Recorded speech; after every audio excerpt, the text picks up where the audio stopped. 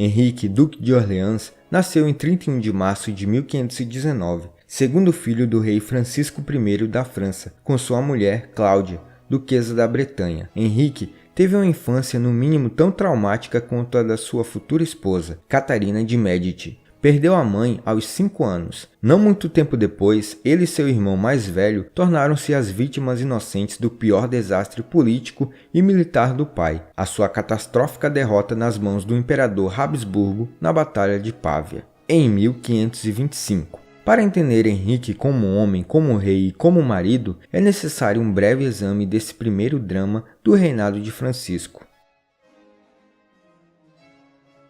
Quando Francisco de Valois, com 20 anos de idade e ambicioso, tornou-se rei em 1515, imediatamente dirigiu suas energias para conquistas na Itália. Demonstrando coragem e habilidade, reivindicou e capturou Milão, da família Sforza, que era apoiada pelo Império. Francisco, pai de Henrique, foi perspicaz em trazer seu exército, canhões e cavalos para a Itália, por uma passagem alpina, perigosa e pouco utilizada, e com isso pegou o inimigo desprevenido. Francisco tomou Milão em setembro de 1515. O sucesso dessa tomada de Milão fez com que Francisco ficasse famoso. Ele logo se aliou ao Papa Leão X dos Médici, o que iria no futuro aproximar Catarina de Henrique. Inclusive, é nessa época que Francisco consegue levar Leonardo da Vinci para a corte francesa. Ele será o seu mais bondoso mecenas, história que já contamos aqui no canal.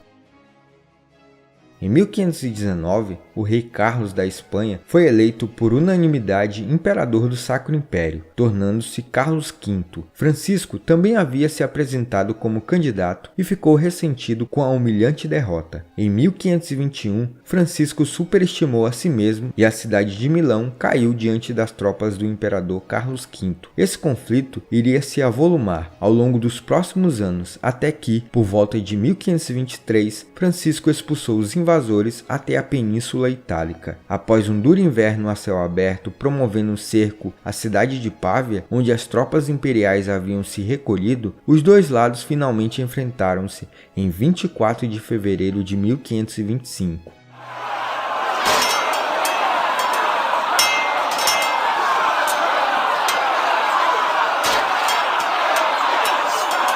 De início, a luta mostrou-se inconclusiva. Por motivos que ainda não estão claros, Francisco desferiu uma carga em campo aberto, comandada por sua guarda pessoal e cavalaria de elite, saindo em perseguição ao inimigo. Isso revelou-se um erro fatal. Ao avançar em terreno exposto, viu-se não só entre seus próprios canhões e dos inimigos, mas de frente a 1000 arcabuzeiros imperiais escondidos. Ele foi perdendo sua tropa, guarda pessoal e seu cavalo, mas manteve-se firme lutando contra o inimigo.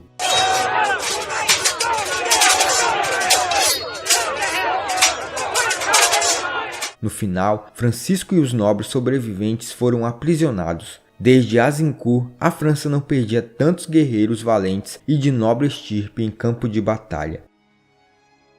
Pávia foi um desastre absoluto para a França e seu rei. O imperador Carlos V decidiu levar Francisco para a Espanha e pegar o ducado da Borgonha. Francisco acabou se mostrando um péssimo prisioneiro. Ficou depressivo demais para aceitar a comida, o que por sua vez o levou a cair doente. Para selar a paz, o imperador e o rei fizeram um Tratado de Madrid, onde Francisco se casaria com a irmã viúva de Carlos, a rainha Leonor de Portugal, e Carlos V acabaria ficando com a Borgonha, e que também aceitaria que Francisco pudesse retornar à França, desde que oferecesse os seus 2 filhos para que assumissem o lugar do pai como prisioneiros na Espanha. Assim, por necessidade política, Henrique, Duque de Orleans, e seu irmão mais velho, o Delfim da França, estavam fadados à condição de reféns na Espanha, até que o pai os resgatasse cumprindo as obrigações do tratado. Acompanhados por sua avó, Luísa de Saboia, as 2 belas crianças fizeram a viagem para o sul, num tempo terrível até a fronteira entre a França e a Espanha. A troca seria realizada em 17 de março de 1526.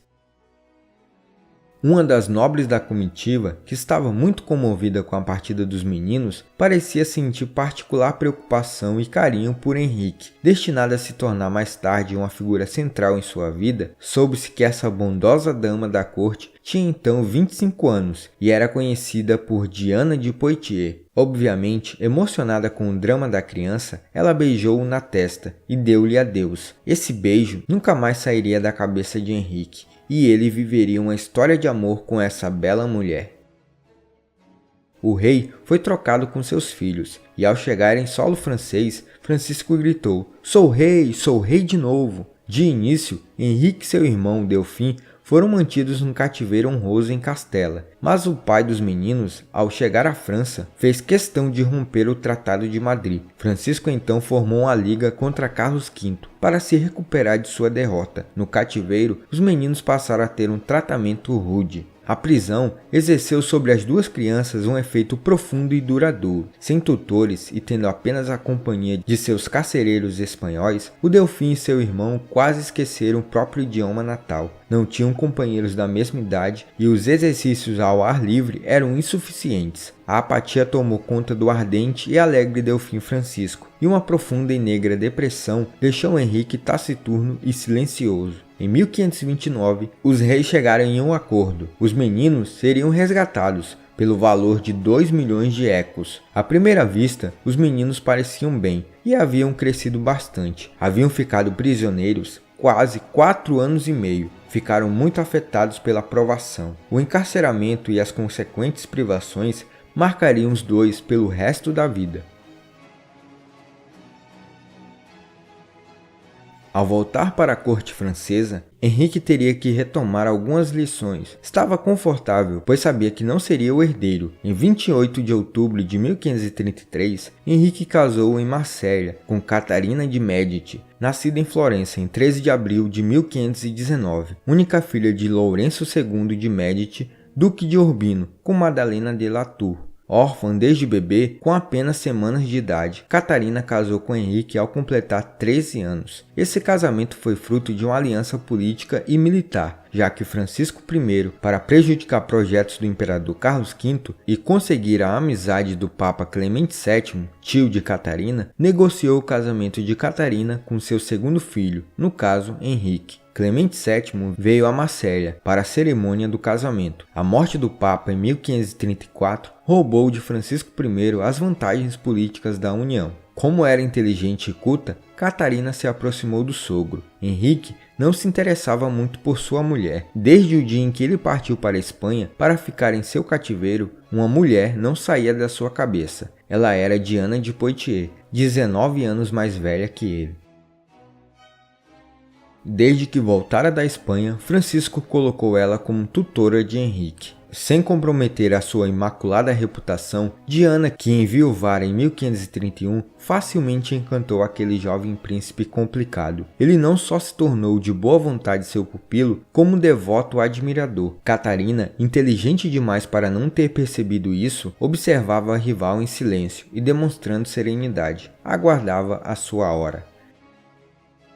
Em 1536, Francisco decidiu entrar em guerra contra o imperador e levou os filhos com ele em campanha. Algum tempo depois, no mês de agosto, o Delfim, irmão de Henrique, morreu. Com a repentina e totalmente imprevista morte do herdeiro do trono, Henrique e Catarina automaticamente tornaram-se Delfim e Delfina, futuro rei e rainha da França. Os dois tinham 17 anos. O casal já teria um grande desafio pela frente: dar um herdeiro para a França. Mas Catarina ainda não tinha gerado filhos. Ela passaria 10 anos, contando desde o casamento, sem ter filhos. Em 1537, durante as campanhas da Itália, Henrique legitimaria um filho que teve com a italiana Filippa Ducci. Esse bebê acabou recebendo o nome de Diana, ao que se presume em homenagem a Diana de Poitiers. Foi ela quem assumiu a responsabilidade pela criação da menina. Era um claro sinal de que Henrique pertencia a Diana e não a Catarina. A relação entre Henrique e Diana só se tornaria física a partir de 1538, quando as campanhas na Itália cessaram e ele retornou para a França. A partir de então, Henrique vestiu-se somente de preto e branco, as cores de luto que Diana vinha usando, com exclusividade desde a morte de seu marido. Ele adotou também a lua crescente como emblema. que pertencia à mitológica Diana, deusa da caça. O sinal mais óbvio do romance entre os dois era o monograma, entrelaçando o H e o D de seus nomes. A partir de agora, até o fim de sua vida, Henrique colocaria o monograma onde pudesse. Hoje, ele pode ser visto claramente nos castelos e edifícios que construiu ou reconstruiria em seu reinado.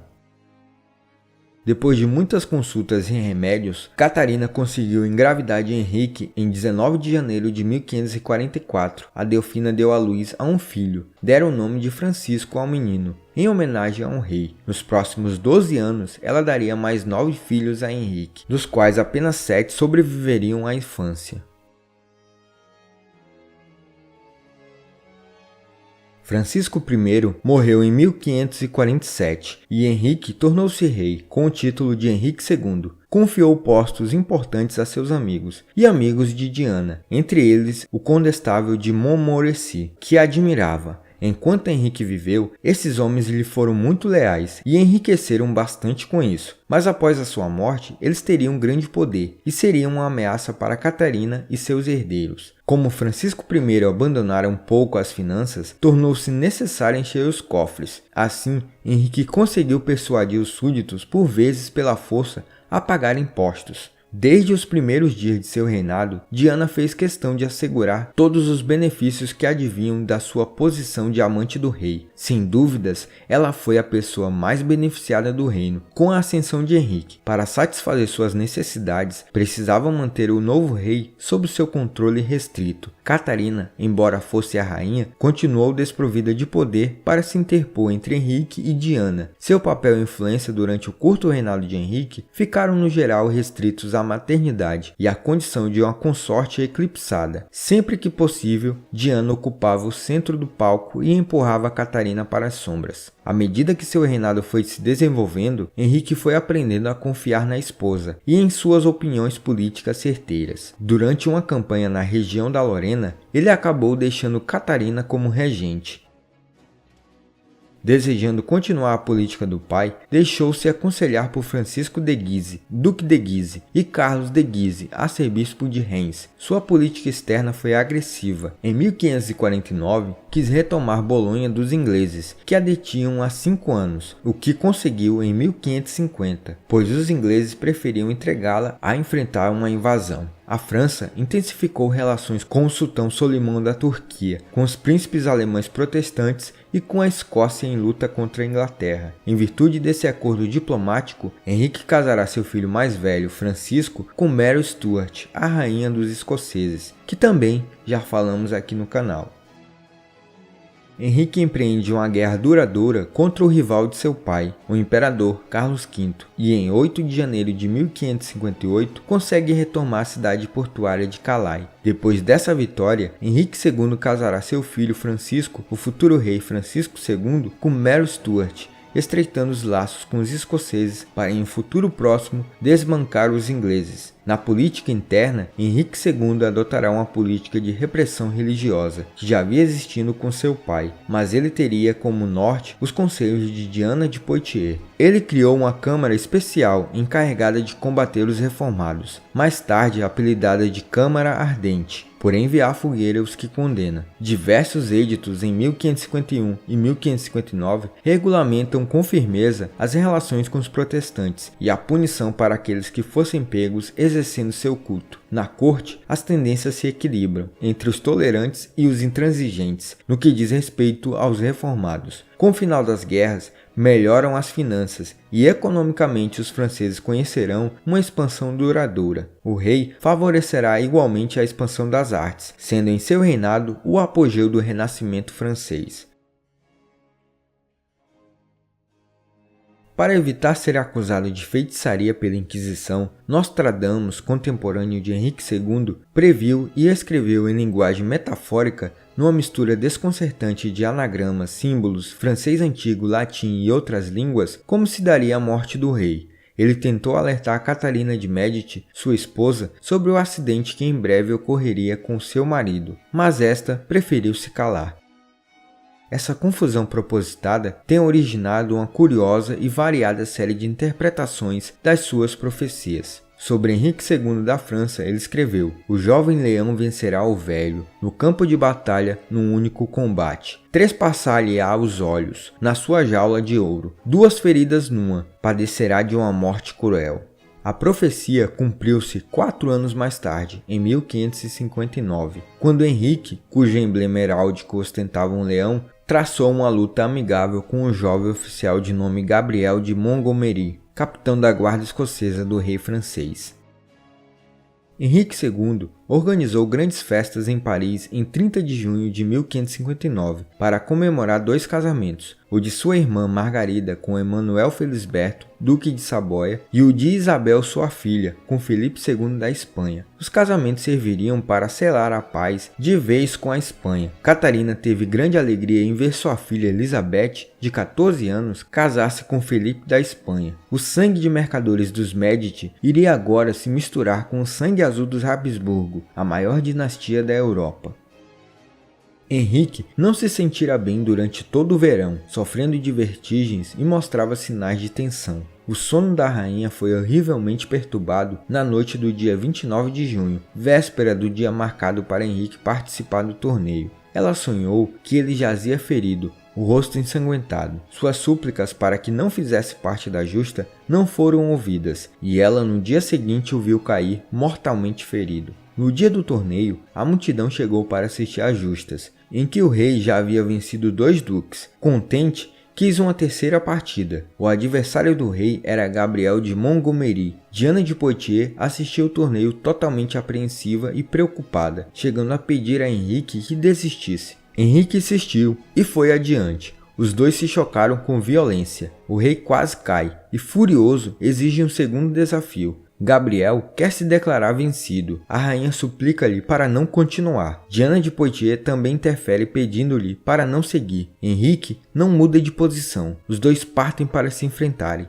A lança de Gabriel explode no rei, e uma lasca de madeira penetra na viseira do elmo do rei, perfurando seu olho. Essa lasca acabou perfurando o cérebro de Henrique. Henrique passou 10 dias agonizando de dor. Catarina ficou ao seu lado até ele morrer. Já Diana de Poitiers foi impedida de entrar no quarto onde o rei agonizava. Ela não se despediu de Henrique e nem ele dela.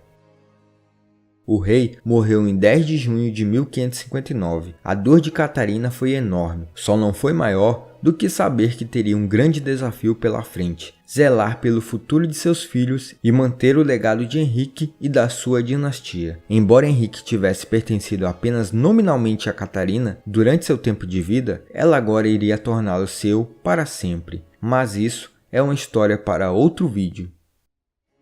Então, se você gostou desse vídeo, que é a abertura da série sobre a família de Catarina de Médici, se inscreva no canal, compartilhe e deixe o like. Comente aqui embaixo também. Até mais!